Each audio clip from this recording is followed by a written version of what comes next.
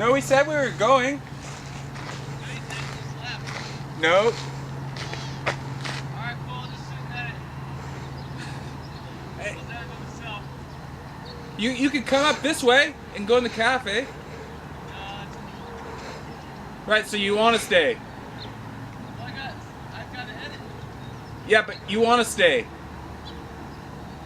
I have to. No, you can come up this way. He can edit at the cafe. Are you gonna come? No. I don't want to pack all my stuff. Right, but okay. All my stuff's already set up. So you want to stay. So you want to stay. No. You don't? Let's go.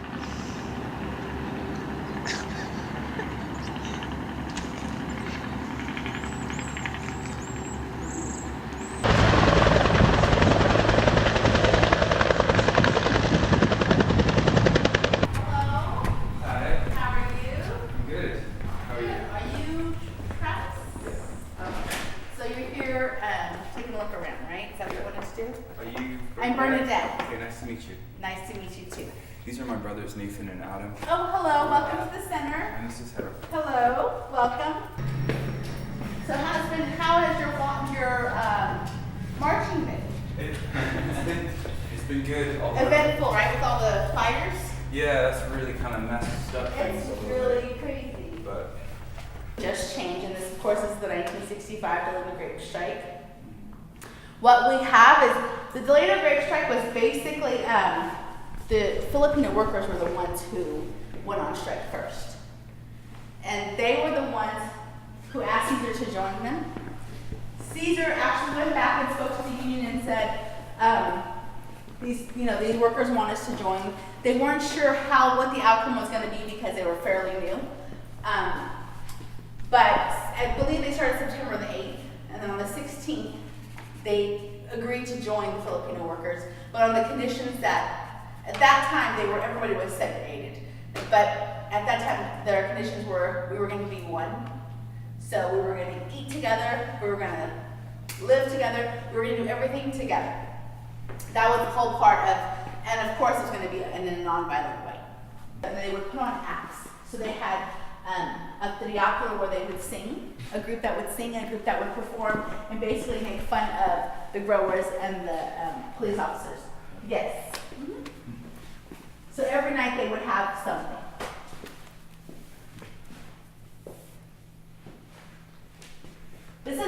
I get a lot of people ask me about this photograph. We cannot find who took the picture, and we don't know who this gentleman is.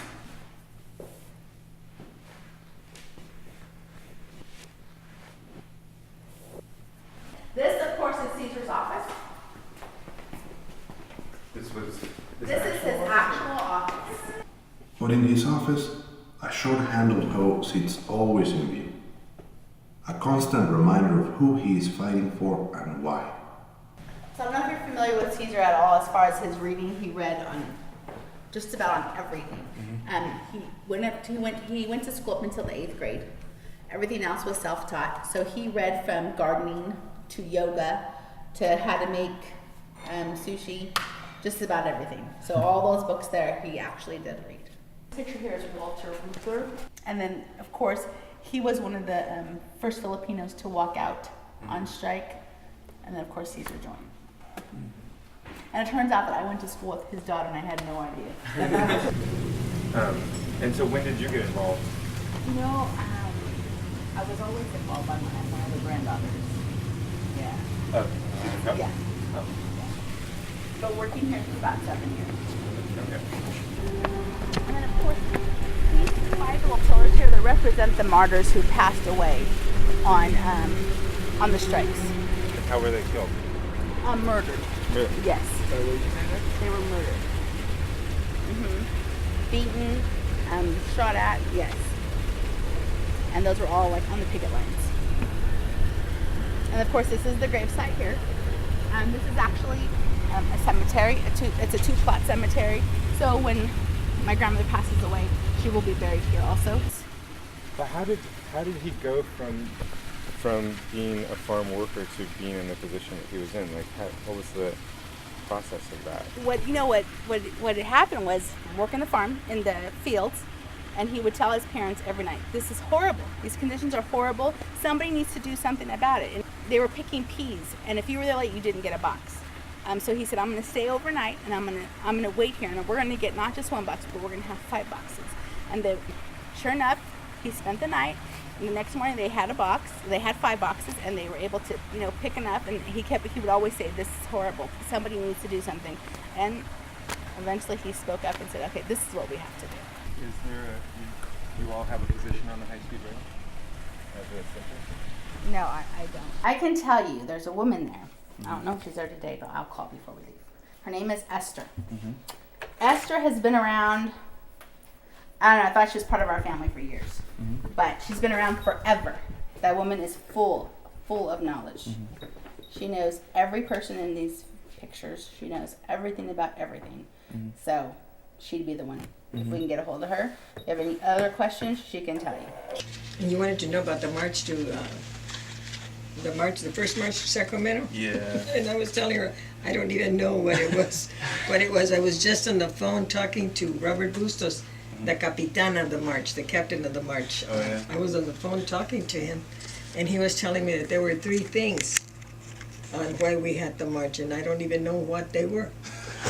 There's one thing, I mean, that, I know a lot of stuff, but... But you were on the march.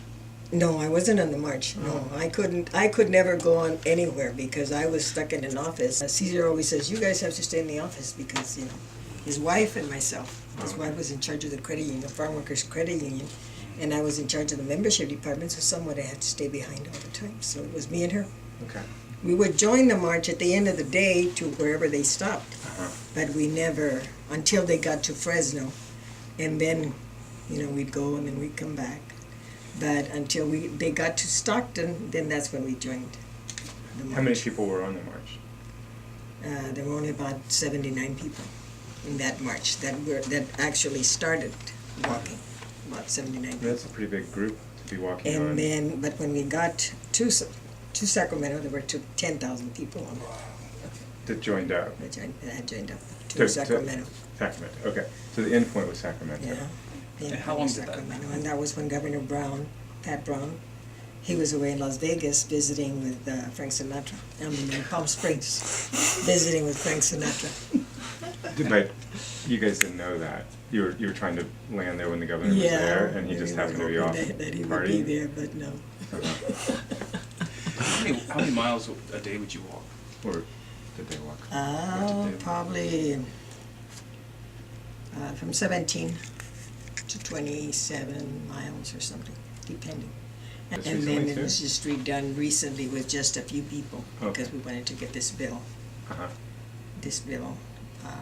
that we had wanted before when, about a month and a half ago. And And it did get this passed? time, I think so. Okay. Did it pass, Mary? That's what they announced on Sunday, the The- bill.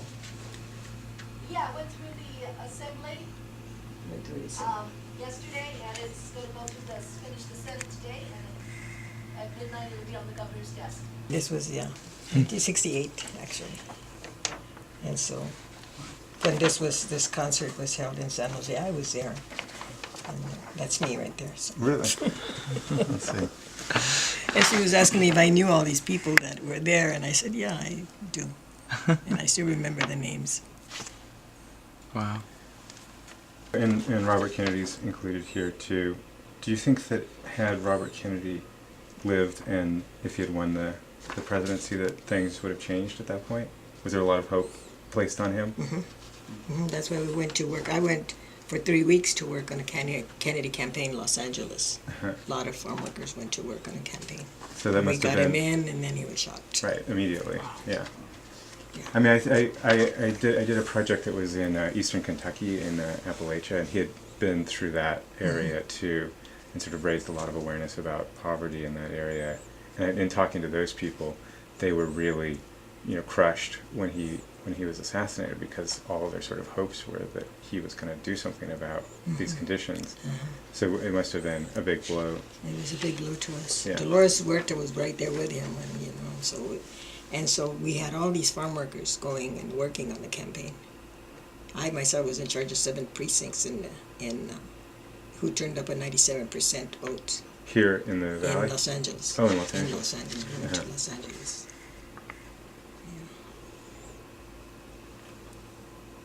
Yeah. And we were supposed to have taken the day off the day after, and we came straight home crying.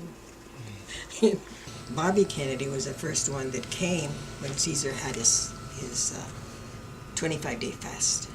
And that's how he got involved in running, because he was there and he broke bread with Caesar at the park when Caesar ended his fast.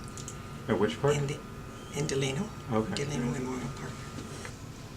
So instead of getting Bobby Kennedy, you got Nixon in '68. The thing turned into a different story than Yeah. the vote.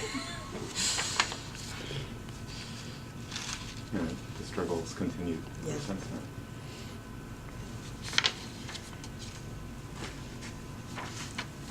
The story. Yeah. 46. Yesterday was the anniversary of the 46 years of AWOC, when the Filipinos struck. The 46th anniversary. And I walked out of the fields in 1960, in 65, September 10th. Where were you working when you left the field? When I left the fields, I was working with DM Steel, Dudley M. Steel, What was the crop? picking grapes. Okay. I remember as a kid the grape boycott, and as a kid thinking that I shouldn't eat grapes. Somehow now that it was in the consciousness of everybody. Mm-hmm. And I remember thinking that they were I didn't understand what it was all about. And so I thought grapes were just poisonous. So I remember being offered them and being like, whoa, no, I'm not going to eat. It took me a long time to be able to eat grapes. A lot of people, some people still call and ask if we still have the grape boycott going on. Oh yeah? Yeah. They do it by night. The workers do work at night. They have lights on and all this stuff. I never worked in the onions, so I worked in potatoes, picking potatoes. Never want to do that. You can't stand up. You bend all day long. I used to do sugar beets with a short-handled hoe. Oh, man.